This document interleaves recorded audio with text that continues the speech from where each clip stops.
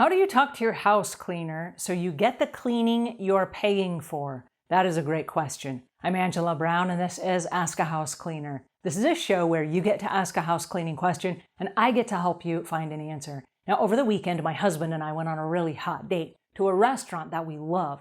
And when they brought us our food, it was the wrong order. So we sent it back to the kitchen, and they brought us our real food, but it was cold and it had been sitting around for a while. And we had a really bad user experience. And my husband tries to justify the situation by saying, it's during COVID. Restaurants are having a hard time staffing their restaurants. It's hard to stock a kitchen when you don't know who's coming in. When we're done here, we'll just go to another restaurant and we'll buy more food, and it will be a better user experience to make up for the bad experience we're having right now. Well, that's not the point. The point is I spent some good money. I came to this establishment trying to support a local business, and I had a bad experience. And it's not one isolated experience. This is the second time we've been here in 3 weeks, and we had a bad experience at both times. Now, I'm going to vote with my money, and I probably just won't be back. I'm not going to write them a bad rating and review, but I'm probably not going to come back like ever. The reason I tell you this is there are a lot of homeowners that when the house cleaner leaves, they feel the same way. And they end up cleaning up after the house cleaner leaves. And they're frustrated and they're angry. And right now I'm getting bombarded with a whole bunch of emails and instant messages and Facebook messages from homeowners who have similar situations with their house cleaner that we had at the restaurant. I'm going to read one of those letters to you. She said, "My house cleaner cleans my house once a week, and upon arrival she starts to chit-chat. She'll follow me around the house and into the bedroom, continuing to chit-chat. The behavior has caused undue stress, frustration, and anger. She pries into my personal business and that of my husband." Now, I want to stop right here and say this. Both of you need to honor a 60-second meet and greet rule, which means when the house cleaner arrives at your front door, you open the door, you have 60 seconds. Hi, how you doing? How's the dog? How's the family? What's happened since I saw you last? Is there anything new on today's job? What room do you want me to start in? Okay, 60 seconds, boom, you're done. And then both of you need to go in opposite directions so that the house cleaner can get the work done she's being paid to do. Because if either of you violates that, you're now cutting into business time she is being paid for. Okay, I understand why you're angry. The letter continues. She does not clean the home appropriately. No dusting. At times, she does not clean my husband's restroom and does not do the countertops. Whoa. Okay, now I'm concerned because as a house cleaning company, those are things that we do on all of our cleanings. So I don't know why she's skipping. Maybe the husband's restroom is attached to a guest bedroom that is not used often. I don't know. But even on a guest bedroom, we still go in and clean out the toilets so that no rings build up. Okay, so I'm not sure what she's doing, but that needs to be clarified. The letter continues. She doesn't pick up the dog or cat bowls in the kitchen or the trash cans to sweep and mop under them. Whoa! All right, so for insurance liability purposes, we don't move sofas, but we move chairs and plant stands and dog bowls and cat bowls and garbage cans, and we sweep and mop underneath those. The little things that we can move, certainly we move those at every clean. So that needs to be remedied. The letter continues.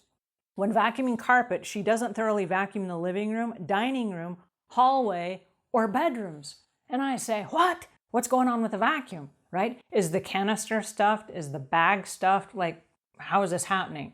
So whether she's using her vacuum or your vacuum, before the use of the vacuum in your home, there needs to be a 360 walk around of the vacuum to make sure the bag is empty and the beater bars have no hair on them that are going to stop stuff from rolling into the vacuum, okay? So when she's done with the job, there needs to be another 360 walk around. Make sure that the belts are not frayed, that the bands are not frayed, that the cords are not frayed, nothing is broken, all the prongs on the plugs are still working, the vacuum has been emptied, and that there's no hair on the beater brush, right? So if that is not happening, there's probably some kind of not cleaning the equipment properly that is part of this particular issue.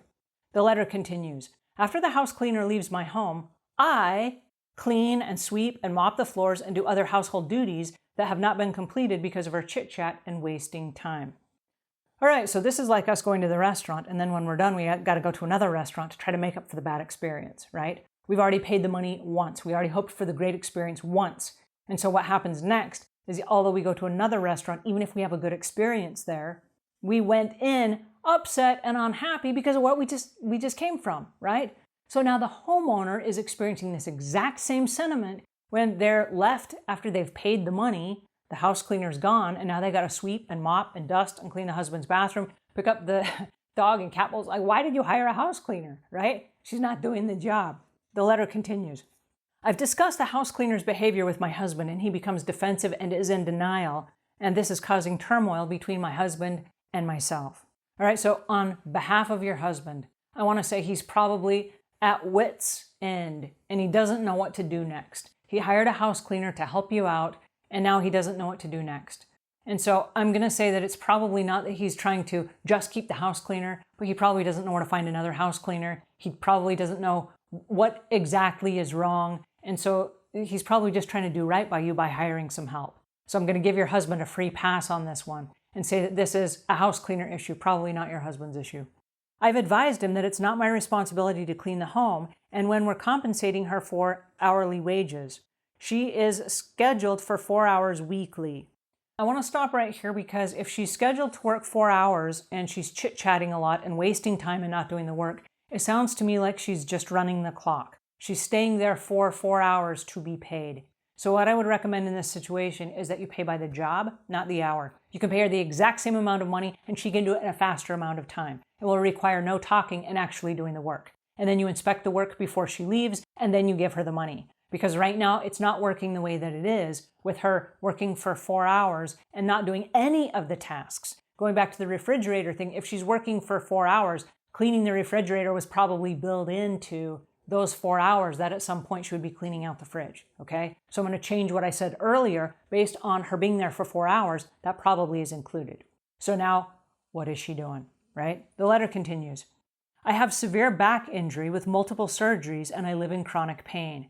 My doing her household chores because of her chit-chat and not finishing the household duties is causing additional severe back pain and agony.